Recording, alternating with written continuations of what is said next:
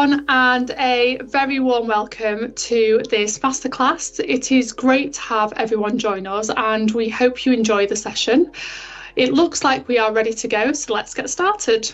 So this masterclass is all about the secret to brand love, crafting brands that win hearts and minds.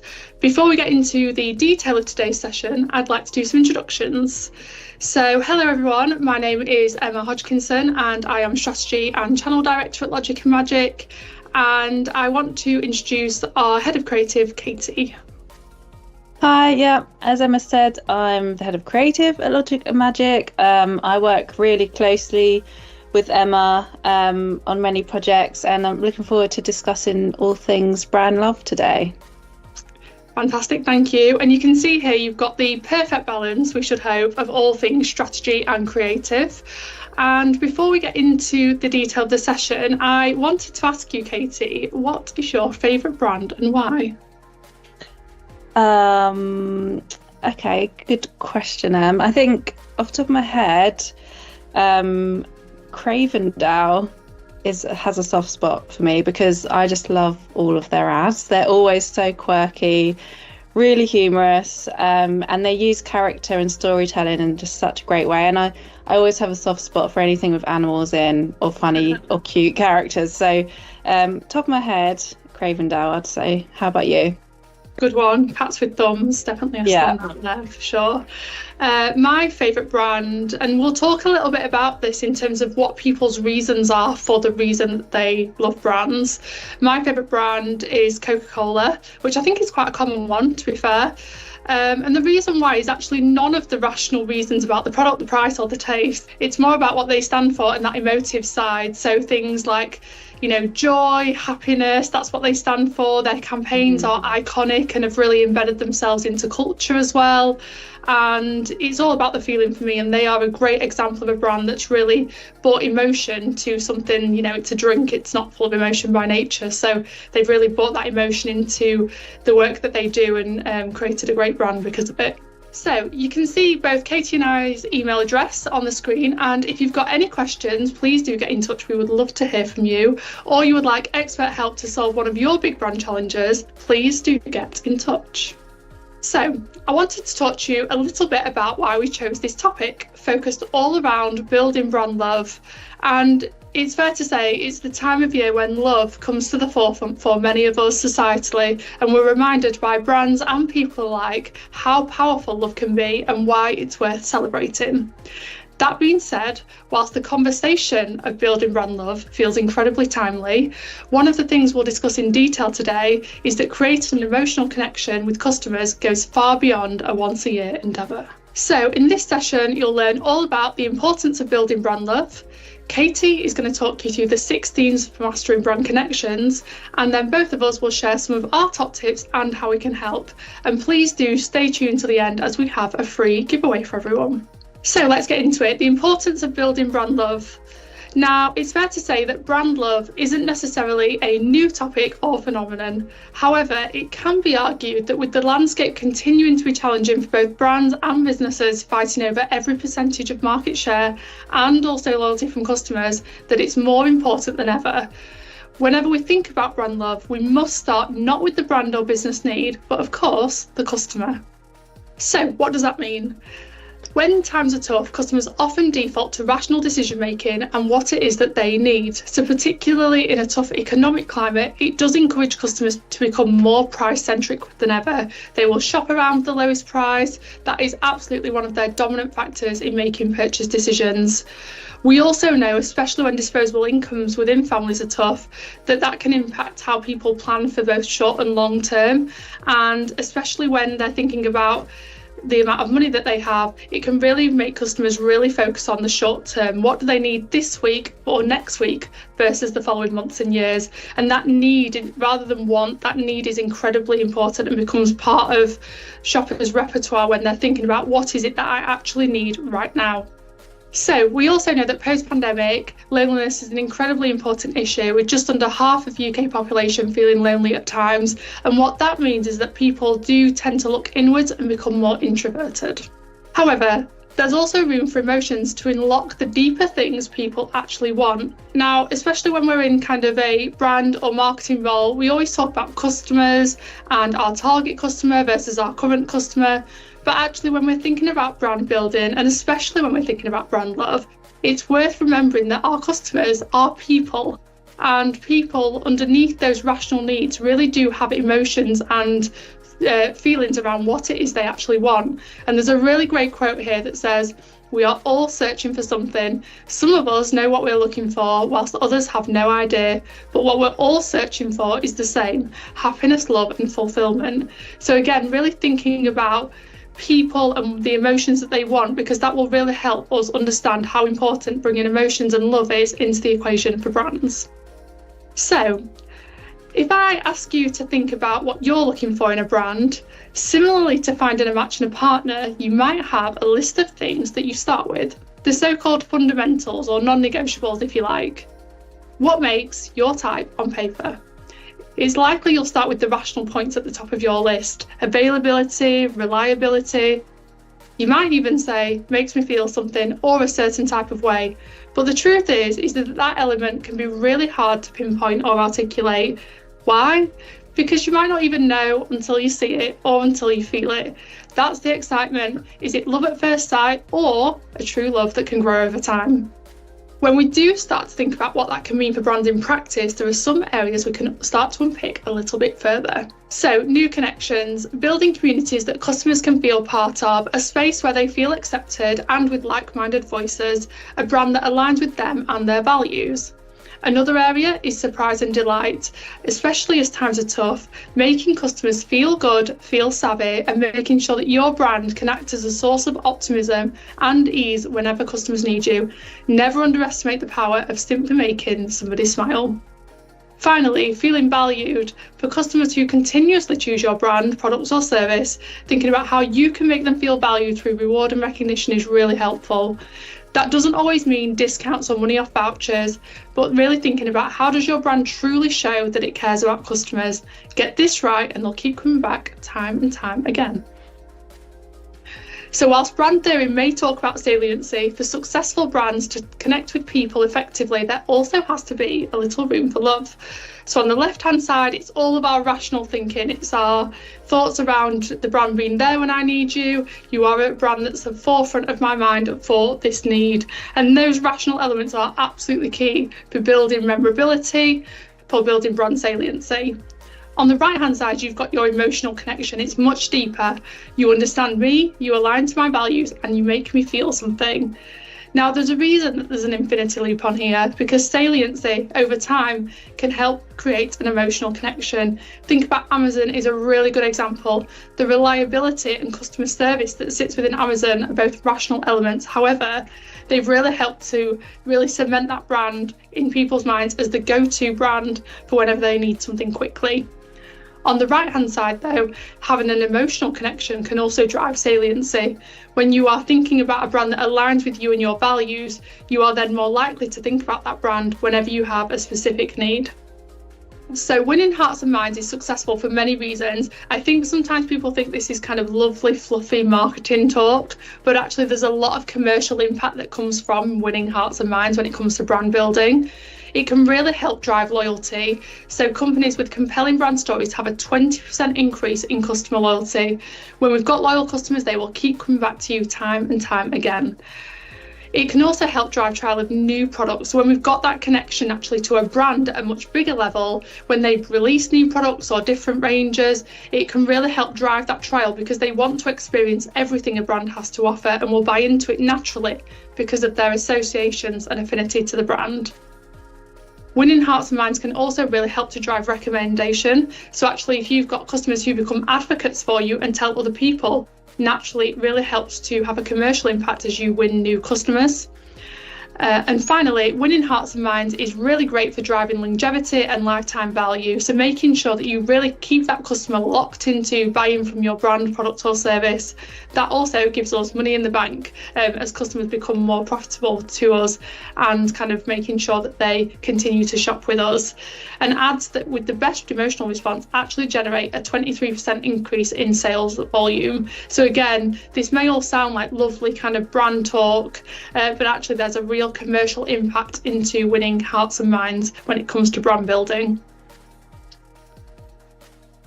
So what do we actually mean? Let's go back to basics. So when we think about a brand is more than just an identifier. It's not just about the name, logo or catchphrase. It sits above these elements, forming an identity that's unique and distinctive and separates you from the competition. So what do we mean by love? As we all know, it's an intense emotion of affection, warmth and fondness and regard towards a person or thing. And again, it sits above the rational or tangible. It's really about the whole package. So when we put the two together, we ultimately get brand love, which means having a strong, positive, emotional connection to a particular company or product, going beyond simple preference and demonstrating a high level of loyalty, advocacy and enthusiasm. And again, it's really thinking about those shared values and those constant positive experiences that brands connect with their customers. So it's fair to say that when we're thinking about all things brand love, are we thinking about brand lust or building brand love? And I think it's important to think about the distinction between the two of these. We've all seen a campaign from a brand and gone, I love that campaign from X brand. They might have been reactive in a moment, they might have been culturally relevant, they might have really stood out and caught your eye, whether that's a billboard or something you've seen on social. They might have had a really great idea with a strong execution, or you might have seen something witty or a tone of voice that really resonates with you. And absolutely those cues are really key when we're thinking about great campaigns that really help to build connections with customers.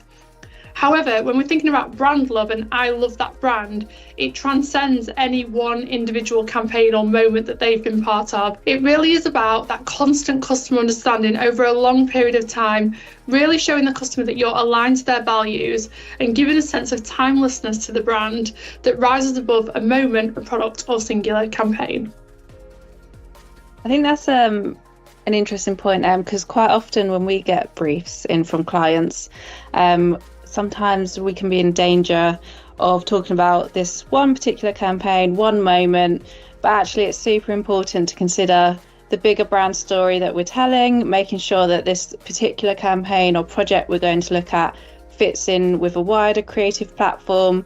I think sometimes we think or we expect people to get bored of campaigns and creating, and actually they don't. It's just probably more that we get bored, but actually there's a real strength in being consistent, and the power really is in telling one cohesive story but in many different ways and keeping it sort of fresh. So yeah, that's an interesting one, that one, and I think it's something that we sort of discuss a lot with clients. Absolutely, and strong campaign associations can over time turn into powerful brand associations. So you've got Asda there, their famous pocket tap absolutely has become known for saving the customer money, and that Asda can save the customer money. I think that kind of device is about 30 to 40, maybe even longer years old now, but is still highly memorable and is something that they continue to bring in and out of their campaigns today. So you've also got brands like Coca-Cola. We always see commentary every year that Christmas doesn't start until the famous ad has shown on TV of the Coke lorry. I know it's also been touring around the country, and they've really started to own a moment and own the start of a season that we all know is fairly magical. You've also got brands like Specsavers, who are really reactive and really clever in key moments, and you can see an example there around the Oscars from a few years ago. But actually their creative platform Should Have Gone to Specsavers has run for a long time now, and definitely is always that kind of key behaviour driver of Specsavers being the number one choice to brand for glasses wear. Finally, you've got brands like Aldi, who when they kind of made a big mark a few years ago in the grocery market, really came in as that underdog, that customer champion, middle aisle, surprise and delight, but actually doing their swap and save campaign and highlighting the price difference with some of the bigger players in the market really helped establish them as being on the customer side and breaking the bull book. So, what are the brands that people love? When we look at the top most loved brands from last year, you can see quite the wide variety of brands make the list. You've got brands that are newer brands, older brands, big brands with big budgets, smaller brands. You've got brands across different industries, naturally quite rational products versus maybe some that are more emotive. You can see on there there's charities, so you've got Macmillan, and it's fair to say, you know, you've got brands on there that naturally lean into the more rational elements, so brands like Amazon, but actually you've got brands on there like Cadbury who have really done a great job over the last few years in building that emotional connection with customers. And, you know, one of the most surprising ones on there for me are brands like Evian. I don't think you can get much more rational than selling water, but actually the connection that they've created with customers means that they have really helped to build brand love. Yeah, I think also brands like WhatsApp, YouTube, these kind of platforms that I was quite surprised that they're on this list. They're quite functional brands, really, but it's obviously they're facilitating these connections and these feelings that people can have. So I was quite surprised to see those brands on here myself. Yeah, absolutely. But it's worth noting there is quite an internal challenge that most businesses can face. And, you know, as marketers, as brand heads, we do tend to kind of really understand the customer and understand that brand building really does take time. However, we all sit in broader organisations, and actually the business focus can be more commercial led. Your peers will be in finance, they will be in sales, they will be in trading, much more short term around the fact that sales need to happen today. And they will put pressure on marketing to drive awareness, engagement, and ultimately sales as quickly as possible. The challenge that we've got with that, though, is when we only focus on now, we really do think about those rational elements. So discounting, product and price, we talk about features, not benefits, and really get into that trap of short-term planning and reactivity. And whilst that's absolutely great and can be really powerful in getting those sales in, it doesn't necessarily help to build brand love and that deeper connection. When that is our focus through marketing around building connections, we know that effective brand building requires a strategy, time, consistency, investment, and of course, patience.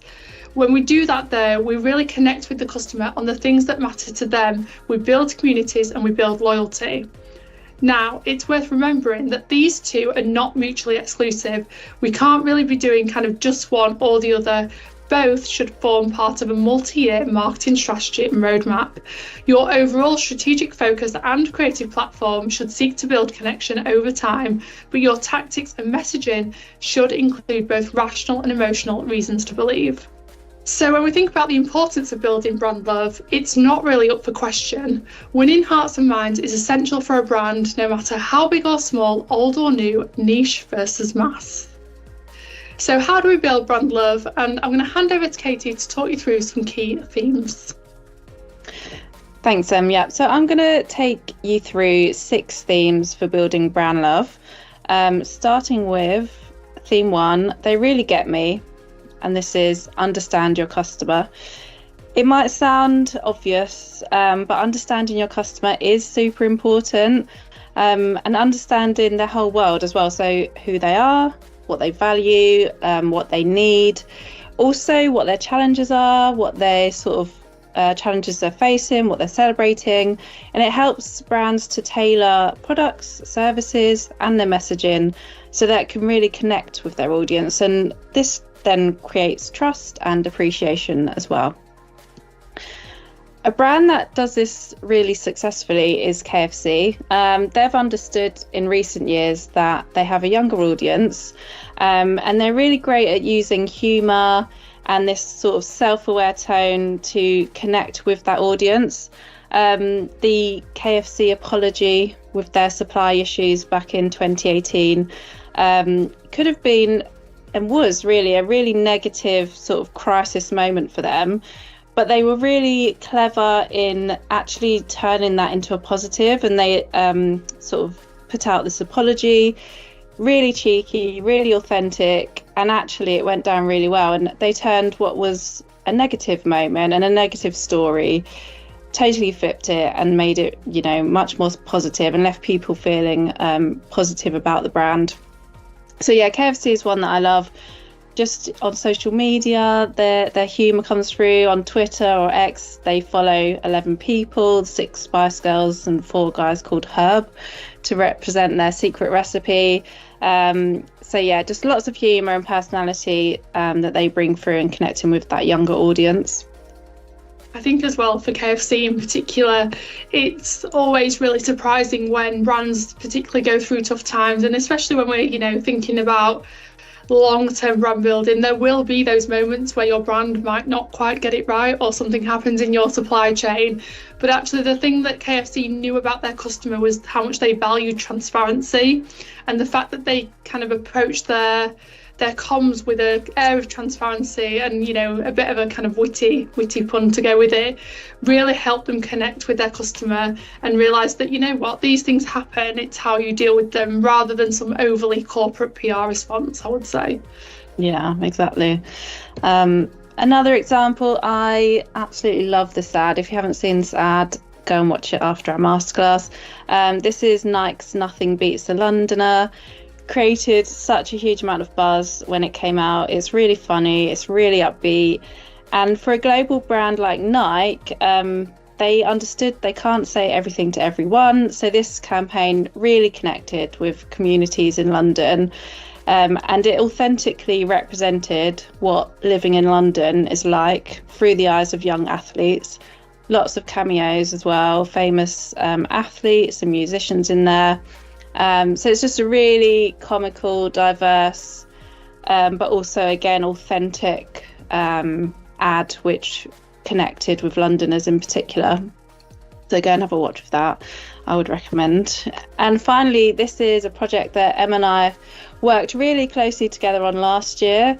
Ekin Healthcare, they're an amazing client of ours, and we were asked to help launch the extended Free Seal range, which is a seal that sits between skin and stoma bags to prevent leaks.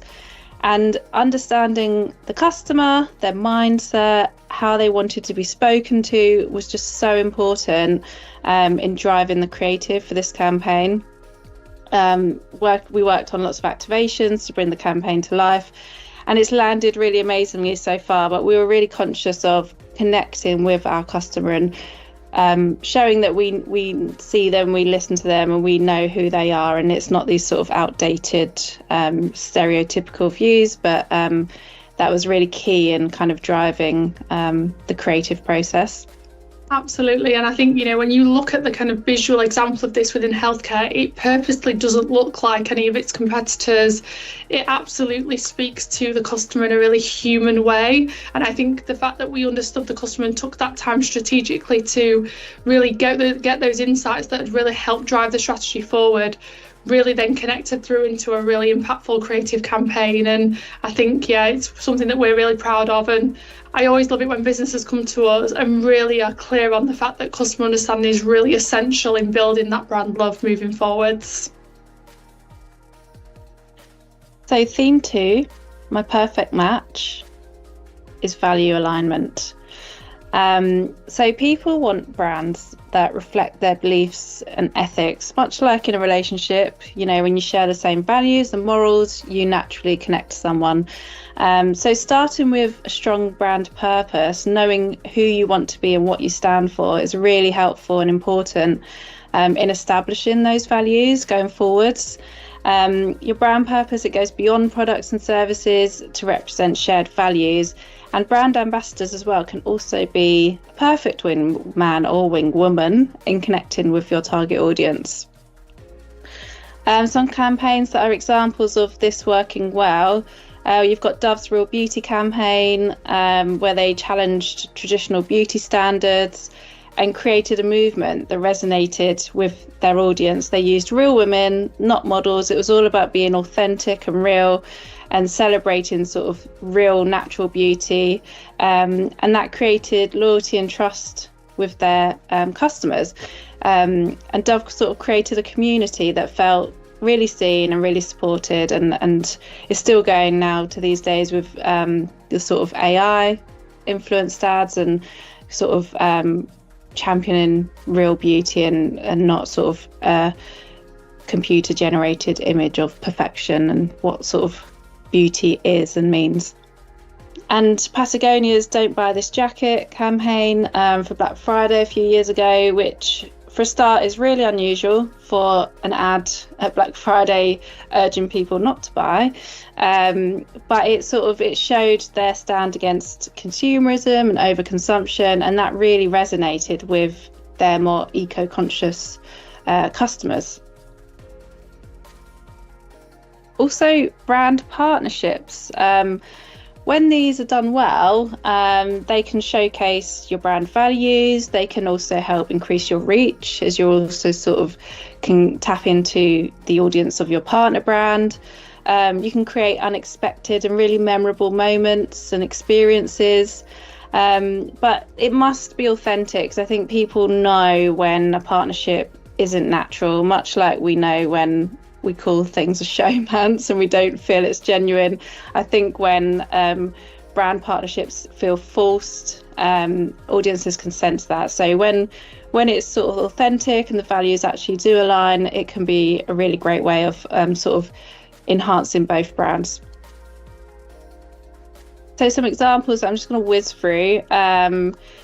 Brands can partner with kind of culturally significant figures that can help them stay relevant with their target audience. So Adidas and Beyonce for Ivy Park sort of created a stylish, empowering collection that really sort of connected with Beyonce's fan base. And then it also at the same time reinforced Adidas as a brand that champions individuality and creativity. So a really sort of successful partnership. Another one is Louis Vuitton collab with Japanese artist Yayoi Kusama. They've actually done 2 collabs, because that's how successful the first one was, and they created, highly sought after items. But high fashion, merging and collaborating with contemporary art. Lots of excitement and buzz. The second collab, I think it was last year, it was more recent. I remember seeing a lot of the sort of activations from that. They had some really nice digital out of home, they had social media, these store installations and like takeovers that you can see of the artist's polka dot style. So another sort of hugely successful collab, and bringing different kind of creative areas together as well. Uber and Spotify, when they allowed people with premium accounts to listen to their own music in Uber cars, just to create that more personalized experience. You've got GoPro and Red Bull, you've got Oreo and Supreme, you've got Dolce & Gabbana and Smeg. They teamed up to create these really loud, colourful and quite expensive actually toasters, kettles, juicers, all these sort of kitchen appliances. But again, sort of the joining of 2 different houses to create super stylish statement pieces that both brand audiences would be appealed to. So moving on to theme 3, they've got A Way with Words. This is probably my favourite theme. Shouldn't have a favourite, but the power of storytelling. Why is storytelling so important? Well, essentially, great stories evoke emotion, and when we feel something, that creates a much longer lasting impression. People aren't just buying products, they're buying feelings, they're buying experiences. It's actually about connecting with people, as Emma was saying earlier. It's not just about selling. That's more of a short-term, more of a short-sighted goal, really. You've got to transcend the transactional, you've got to connect. And feelings and emotions, we're not robots yet, but we are.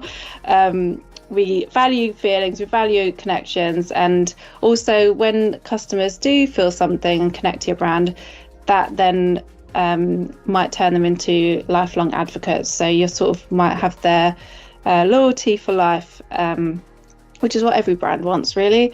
Also, your brand, your story and the way you tell it can help to set you apart from the competition as well. But how can storytelling help build brand love? So it can drive change. People act on feelings, not logic. This girl can such a great campaign for Sport England, tackling gender disparities in sports. And it helped drive change by challenging stereotypes, normalising real women in sport, and creating a movement that really empowered women to get active without fear of judgment. So such a great campaign for This Girl Can, and that sort of had some iterations going forwards. Turn products into aspirations. A really good example of this is Old Spice, Smell Like a Man. It totally transformed a brand from being outdated and seen as only for older generations to actually a bit of a sort of cultural phenomenon that men and women wanted to be a part of. It used humour, and it was all about really selling an identity and not just a product. So selling that feeling of being confident, feeling attractive, feeling cool, super fun, really shareable and engaging. And it really totally successfully repositioned Old Spice. So yeah, great example there for how products can actually become aspirations. Howard the Banker, for Halifax. I think most of us will remember Howard Brown. So creating brand heroes can work really well. And it worked for Halifax because it made the brand more relatable, it made them more human, and it also made them more entertaining. You know, Howard was hilarious, whether he meant to be or not. He wasn't your typical type of banker, so he was much more friendly and approachable. He was also a real Halifax employee, so again, it added that element of trust to the brand. You know, this is not a big corporate sort of entity with no kind of human connection. This is a real employee. It shows that Halifax values real people, it values their employees, it values their customers. So it worked really well in bringing this kind of friendliness and more accessible tone for Halifax. And finally, evoking emotion. I put the John Lewis Christmas ad on here. They're obviously famous for their tear-jerking, heartwarming ads, and Em said earlier about Coca-Cola and Christmas, but also John Lewis and Christmas. Everybody waits to see what this year's John Lewis ad is going to be. Do you have a favourite John Lewis Christmas ad, Em? Oh, good question.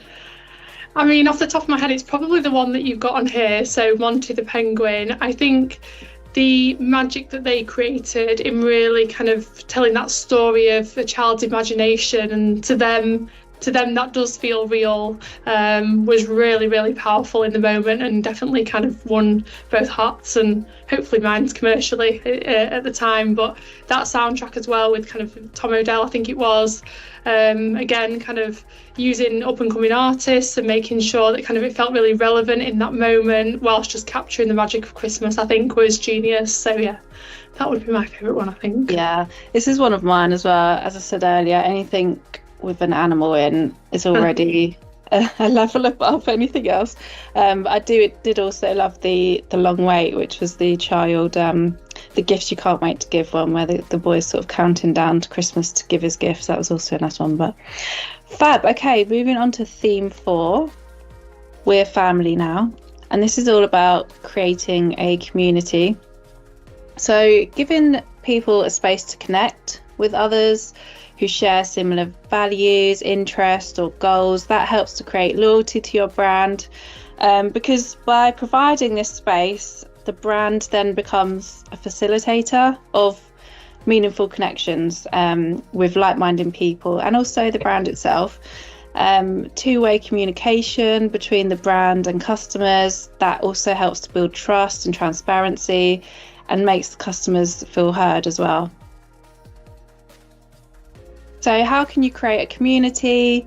Firstly, define the purpose, what unites your audience, identify shared goals, interests or values.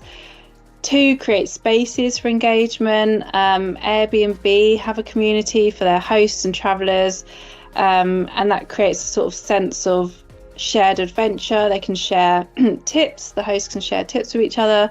Travelers can bond over sharing kind of unique stays and recommendations. And that all sort of aligns really nicely back into the brand's mission of belonging anywhere. Empowering members, giving customers a voice. So brands like Glossier, they have a really community first approach, which relies on customer testimonials and UGC. And we know customer testimonials are really valued by people. And that's transformed customers into advocates for the brand. Lego is another one to mention. They invite people to contribute ideas for products, so it feels a bit more like a co-created space, and helps people get really involved with the brand. Finally, be present, actively participate in the community, not just as a brand but also as a peer. Celebrate with your customers' wins and also sharing their challenges as well. And I've put some other logos on here as well of some other example brands which create really great communities.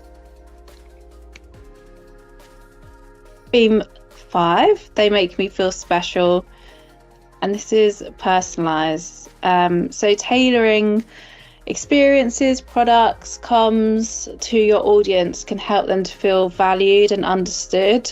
So for example, when you go onto Netflix and the recommendation algorithm has recommended what shows and films you might like next using your customer viewing data, that makes your experience of Netflix much more personal, and sort of, is a positive connection with the brand. Creating shareable content that strengthens customers' attachment to the brand as well. Spotify is just the best example of this. Spotify Wrapped is at the end of every year getting your yearly roundup of who and what you've been listening to, and then sharing that with friends and seeing your friends. I love it when you can always tell when someone's a parent because they have 4 very respectable artists and the 5th one is like Peppa Pig, so that always makes me laugh. And they blame it on the kids. And also being convenient, so saving customers time where you can. So things like remembering past orders, things like that, is really helpful, and again makes that experience more personal. This is a campaign for Gorillas, which was based on all the weird and wonderful truths that Gorillas knew about Londoners after 1 year from launching in London. So they'd done 8 million deliveries in the year, and then they took all that data and then sort of looked at how they could creatively play that back to their customers.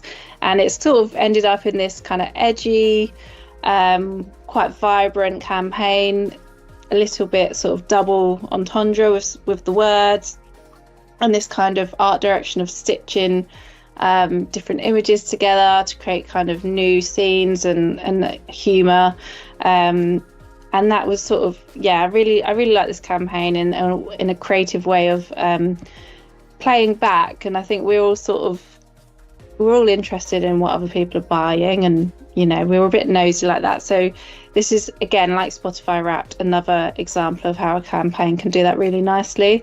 Sainsbury's did something very similar, albeit less edgy, but yeah, a really nice campaign that I liked. Theme 6, they're always on my mind, and this is be memorable. When customers remember your brand in a positive way, they're much more likely to return, recommend, remain loyal. You can also own a moment or a product or a category in the mind of the consumer. So things like John Lewis and Christmas, Coke and Christmas. You can also sort of obtain that association in the customer's mind after time. Okay, so how can brands be unforgettable? Firstly, with distinctive brand assets. Having an unforgettable brand identity will help customers recall you. So brands can own a colour, they can own a font. Even when removing the logo, people can still know who the brand is talking to them. So things like Cadbury's and purple, McDonald's and the golden arches, Heinz and turquoise. And when brands get to this point where they've got such distinctive assets, they can have a lot of fun with it. And it's quite a trend in out-of-home advertising right now. So we've got the new Kellogg's out-of-home here, the OG cropping in on the logo. Tesco have been changing out their logo for alternative words or food imagery, and Heinz have removed their logo from the latest out of home, and you just know it's them because obviously you've got the same sort of shaping, and then it's just sort of with ketchup and tomato soup and things like that. So yeah, once you get to that point, you can have a lot of fun and sort of let customers make that connection for you. Secondly, unique tone of voice really helps to define your brand and establish its personality. The way a brand speaks can set it apart from other brands. It can improve recognition. It can also create consistency across your comms as well. So I've popped Surreal on here, which I think you're a fan of them. Yeah, they've got a really good challenger mindset, and I think that transcends into everything that they do from a marketing perspective. And one of the reasons why I really enjoy seeing comms and content from Surreal is that they don't just save that tone of voice for their out of home, for example. If you go on LinkedIn and follow them on LinkedIn, their tone of voice is exactly the same. They make people smile on LinkedIn, and it feels truly part of their culture and how they talk and operate. And I think that consistency in what they do, both across different platforms and for different audiences, is really key in kind of keeping them memorable. Yeah, for sure. Sonic branding. So I'm sure as you look at this Netflix logo, you can hear the ta-dum, which comes on when you start Netflix. And that noise was designed to create suspense and this sort of cinematic moment. It also was designed to be very short, very simple, because people just want to get to viewing stuff. But jingles, taglines, or catchphrases, they can instantly bring a brand to mind without the need of visuals. So they can also be really powerful in helping to make your brand unforgettable. And then finally, unforgettable experiences. So surprising and delighting. This can really resonate with your customer. Pop Disneyland Paris on here. Must confess, I do love Disneyland Paris. But it's this total immersion into a magical world, all the way from music to staff to the rides. It's all designed to create joy and nostalgia. And similarly, you know, when Coca-Cola swapped their logo for people's names on bottles, it was, you know, it changed from this very simple product into a very personal, shareable experience again. So unforgettable experiences, again, tying back to emotion and how we feel about a brand. So we're going on to top tips for building brand love. I'm going to hand back to you, Em. Fantastic, thank you so much. And we wanted to really hopefully communicate to you that building brand love really isn't just the solo efforts of just great strategy or impactful creative. It really is the combination of the two coming together.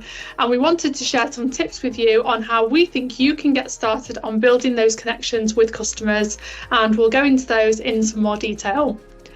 So the first tip is all about knowing your customer, and this is really a cultural thing that needs to exist in every business around this relentlessness on understanding your customers and what matters to them. So things like having a continuous research program, thinking about those dangerous myths that exist in your business that might be holding you back. Often in businesses you'll hear things like, customers think we're too expensive, and that's just a sentence that kind of gets bandied around your business that then people believe to be true and then make decisions of, and that can be quite dangerous. especially if that's based on perception rather than reality. So make sure that you are uncovering what those myths are and using research to really find out what's on customers' minds. It's also really important that when thinking about your target customer, that you unlock those barriers as much as you understand your drivers. So why don't people buy from you, and what is it that's holding them back? When you know that, you can definitely adapt your approach accordingly to really start to bring down some of those barriers. And finally, think about the customer experience of your brand across every touch point. You can have the best strategy and the best creative, but if the customer doesn't enjoy buying from you and there are pain points in your experience, either physically in store or online, or the combination of both, then they won't be loyal and won't become advocates. And in everything that you're doing as a brand or marketer, really go back to the customer and ask yourself the question of why should they care? Why is it that our message that we're putting out right now is the most impactful and important to them? And in a sea of noise, you know, we're all on social, we're all seeing all of those ads all the time. What is it that is going to make that customer stand up and really take notice of the thing that we're saying? The second tip, so you know your customer, but actually equally as important is to know your brand. And you're probably sat there thinking, well, I know our brand, I know who we are, but actually the brand strategy element of this is incredibly important in being clear about who you are as a brand, your mission and what you stand for. So we've got some definitions on here to really help bring that to life. So you've got your purpose, being clear around why you exist, what your vision is in terms of what you aim to achieve, your mission, your values. Again, values incredibly important, because not only should they guide you as a business in terms of what you stand for and how you behave, but really driving that through your internal colleagues as well is incredibly important, so that it feels authentic to you and as a brand rather than something that you simply say externally. And finally, really being clear about what your positioning is, how you differentiate from your competition. And that differentiation doesn't necessarily have to be a practical differentiation. It can also be around kind of what you stand for and what your reasons to believe are, that are presented in the most compelling way to benefit the customer. Yeah. And once you know who you are and what your brand is, you need to make sure that your brand visually reflects this, so who you are and where you want to go. If it doesn't reflect this, you may need to evolve your branding. We've just spoken about how important brand assets are and tone of voice. These really need to reflect who you are as a brand. So evolving when needed can keep you relevant to new audiences. It provides consistency as well. Sometimes a brand isn't consistently communicating across various channels and is showing up differently, and that totally destroys any trust with customers. And yeah, many other reasons. You can appeal to a younger audience if you're sort of more of an older brand and you need to appeal to a newer, younger generation. It can reflect how the brand's growing and evolving. It can also help to strengthen brand perception, etc. If you stand still, you do risk becoming outdated or irrelevant. Even, really large brands can evolve, and it might not be a total overhaul that's needed. Most of the time it isn't, but just subtly making sure that you're still in tune with your audience and how they want to be spoken to and how you want to show up as a brand is super important. Great, so you really understand who your brand is, and visually you are set up for success in terms of what your brand visually looks like versus your direction of travel. But actually that direction of travel is equally important in itself, and consistency is the key way in which you will achieve your objectives. So what do I mean by that? Well, when we're thinking about consistency, really being clear around what your marketing strategy is and then your roadmap that sits underneath this. In a previous strategy masterclass, we talked about the trap of the annual planning cycle versus the benefits of a medium to long-term marketing strategy and roadmap. At the top, you've got your clearly defined marketing strategy that stakeholders around the business are bought into and aligned with the direction of. Underneath that, you've got your investment required along that time frame that really helps you be clear about where that budget sits in order for you to execute the activity in the way that you need to. Underneath that then sits your marketing roadmap, and that's where all of your activity will span across that time frame. And in here, this example is a 3-year time frame. Your marketing objectives will be phased, and everything you do ladders up to those marketing objectives. We sometimes see brands and clients say things like, we want to build brand awareness or shift perception on quality. Those big chunky objectives are really hard to shift in 2 to 3 months or one campaign one time. They take years for a reason. And making sure that you are clear on what those objectives are, what your roadmap is to deliver it, and then consistently executing that over a time frame will really help you on your way to being consistent with your marketing efforts. So once you've got your strategy, what you sort of will look at next is a creative platform. And as I touched upon at the beginning of the masterclass, having a really rich creative platform that can work for many years with various executions and sort of iterations over the years is really beneficial, and actually sort of best practice for where we want to be. It's much more cohesive for customers. And Tesco's Food Love Stories is a great example of this. It was running for 7 years. It was adapted for different seasons and sort of, worked over the years in many different formats. They've literally just changed it and introduced their new platform, which is exciting. But, 7 years out of one creative platform is amazing. And as I said earlier, people don't get as bored as we think they do. So yeah, tip 5 is having that really rich creative platform that's born out of your strategy. And tip 6 is surprise and delight along the way. So this can be making your customers feel special.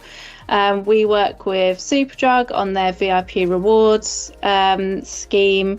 And it's all about sort of, again, building that connection with customers, surprising elements, little treats, making them feel seen, and sort of birthday treats and those kind of personal elements as well, which really just adds that extra layer onto a brand. It's way past functional, and it helps to build that love for your brand. So yeah, I've loved working on VIP rewards. We've worked for this for a few years now, and it's sort of, I really wanted to land that with impact with Superdrug customers and give back to the customers from Superdrug. Creatively as well, you can surprise and delight. This is the gorilla ad from Cadbury, totally different and unexpected for a chocolate ad. It was 90 seconds long. It didn't have chocolate in it, but it did have Cadbury purple background. Really, it was all about feeling good, and it was, the nation's favourite ad. It was memorable. So actually, sometimes being brave and standing out and being creative in the way you can do that can also help sort of build that brand love for you as well. And finally, number 7, it's just having that little bit of magic, isn't it? Yeah, absolutely. Kind of really creating that feeling. And it's that thing sometimes you can't quite put your finger on that really just makes something really special and connect with customers. And it just so happens that that is exactly what we do. We turn logic into magic. And as you can tell, a seamless link here, but we really do have the ability as our kind of team of experts within our agency to really help brands transform their businesses. We can help you understand your customer through the power of research and turning that into insight, into strategy, into creative. We can then develop brand strategies that really do help unlock growth based on that understanding, and really working with businesses with their internal stakeholders to overcome some of those challenges too along the way. And as Katie's highlighted, we can create magical brands, moments and campaigns that really do put your brand at the forefront of the customer's mind and build those deeper connections and ultimately build brand love. So I wanted to share with you a few examples of different brands and businesses that we've worked with to help build brand love across a number of different industries and projects, which we're really proud of. And for this masterclass, the giveaway is a 30-minute free brand consultation with both Katie and I, so you get strategy and creative in the room. if you have a brand challenge that you need expert help to solve, please do get in touch on the email address that's on screen, and we'll be in touch if you're the lucky winner. So that concludes today's masterclass. Thank you so much for joining. I hope you've sort of got some valuable tips from Em and I. We host regular masterclasses, so please keep your eye out on LinkedIn and on our newsletter, and we'll let you know when the next one is coming up. But yeah, thank you so much for joining.